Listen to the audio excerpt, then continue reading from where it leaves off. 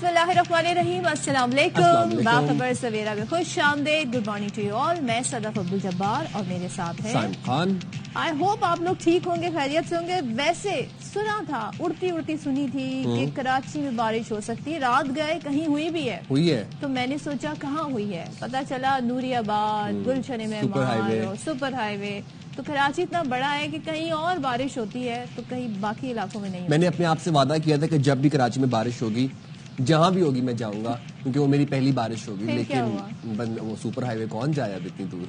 अच्छा, बारिश से याद आया कि कहीं और पे दूसरी किस्म की बारिश हो रही है, यानी कि मिसाइलों की बारिश अगर हम कहें तो गलत ना होगा। जिस तरीके से ईरान इसराइल तनाज़ा या जंग, एक फुल फ्लैट जंग है जो आगे बढ़ रही है, और रोजाना रात को एक अल्टीमेटम आता है ईरानियंस की जानिब से, और वो ये कहते हैं कि आप तैयार रहिएगा, और उसके बाद हम barrage of ballistic supersonic missile, इनकी पूरी एक खेप देखते हैं जो उड़ते उड़ते पहुंचती है और जो अहदाफ है उनको निशाना बनाती है। तो आज की क्या अपडेट है? आज की अपडेट ये है कि भाई अभी सुबह सवेरे ईरान ने इसराइल पर 100 से जायद बैलिस्टिक मिसाइलों से बड़ा हमला कर दिया है। ये वो हमला है जो मेरे ख्याल से इसराइल एक्सपेक्ट भी नहीं कर रहा था, और इसराइल का शहर हैफा धमाकों से गूंज उठा।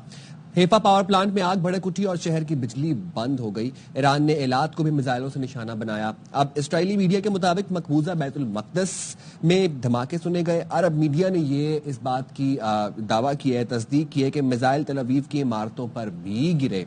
इससे कबल ईरान ने इसराइल पर 30 हाइपरसोनिक मिसाइलों से हमला किया, जिससे राफेल मिलिट्री कंपनी तबाह हो गई। और ये राफेल का बहुत बुरा टाइम चल रहा है। राफेल का बहुत बुरा टाइम चल रहा है, ट्रू। मिसाइल हमलों से हैफा पर 15 और जनूबी इसराइल में 2 अफराद जख्मी भी हुए। तो अब ये आपने बताया। अच्छा, साथ ही हम, क्योंकि बहुत सारी खबरें डिफरेंट सोर्सेज से आ रही हैं, आप वेस्टर्न मीडिया को देखें वो आपको कुछ और कहानी बता रहा होगा। आप ईरानियन मीडिया की सोर्सेज को देखें तो वहां पर आपको जो दीगर जो है स्टोरीज वो मिल रही होंगी, लेकिन जो फुटेजेस हैं वो फिर हकाइक बयान कर रही होती हैं, खासतौर पर जब हम देखते हैं कि कौन कौन सी जगहों को ईरान ने निशाना बनाया। अब पासदारान इनकलाब ने इंकशाफ किया है कि इसराइल पर ताज़ा हमले में नए तरीके इस्तेमाल किए गए, यानी कि अब तक वो कह रहे थे कि अभी तो हमने अपनी नई टेक्नोलॉजी का इस्तेमाल नहीं किया है। सो नई टेक्निक से इसराइली दिफाई निजाम को निशाना बनाया। अब एक बात हम आपसे पूछना चाहते हैं, इसराइलियों से पूछना चाहते हैं, आयरन डोम कहाँ गया? वो आयरन डोम, फिर डेविड स्लिंग, फिर एरो 2, एरो 3, ये इनका डिफेंस सिस्टम था, और कहा जाता था कि सबसे मजबूत डिफेंस सिस्टम अगर किसी के पास है तो वो इसराइल के पास है। अब जब ईरान के मिसाइल पहुंच रहे हैं, एक लंबा फासला तय करके पहुंच रहे हैं, उसके बावजूद हम देखते हैं कि उनके इंटरसेप्टर कुछ तो इंटरसेप्ट कर लेते हैं, लेकिन बहुत सारे मिसाइल जो हैं वो जाकर अपनी डेस्टिनेशन पर। और वो जो चीज हम डिस्कस कर रहे थे कि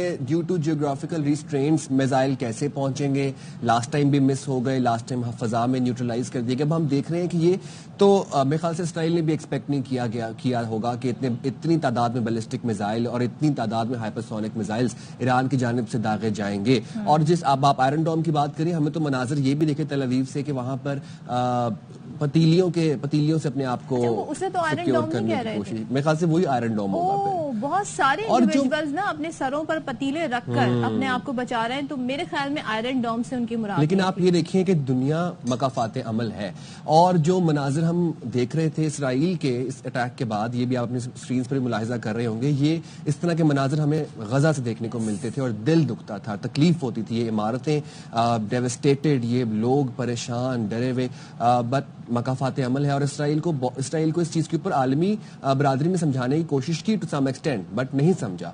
और अब ये मनाज़िर आप अपने और देखें, ईरान गजा नहीं है, ईरान के पास एक अपनी फौज है, ईरान के पास अपना एक डिफेंस सिस्टम है, ईरान के पास अपने मिसाइल्स हैं।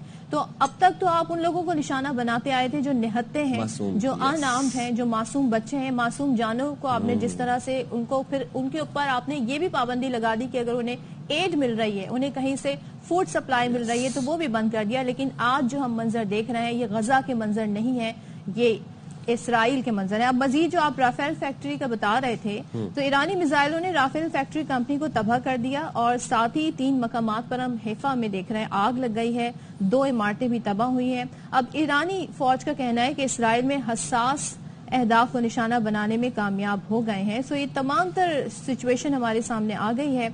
इसके अलावा ईरानी फौज का 3 F-35 समेत 10 10 اسرائیلی طیارے مار گرانے کا دعویٰ بھی ہے. یہ دعویٰ وہ کافی عرصے سے کر رہے ہیں.